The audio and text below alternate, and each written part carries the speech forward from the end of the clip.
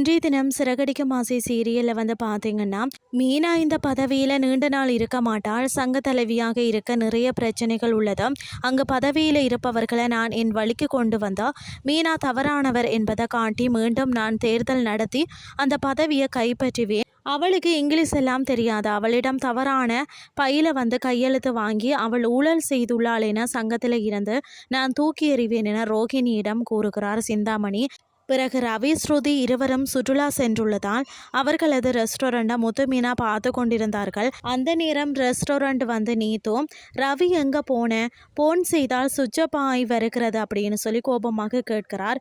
உடனே மீனா முத்து இருவரும் ரவி இங்கு இல்லை, எதற்கு அவரை கேட்கிறா அப்படின்னு சொல்லி கேட்கிறார்கள். அதற்கு எனது வாழ்க்கையில் முக்கிய நாள் தான் இது, ஃப்ளவர் ஷாப் துறக்கிறேன், ரவி இல்லாமல் எப்படி கடையை திறப்பேன்னு சொல்கிறார்.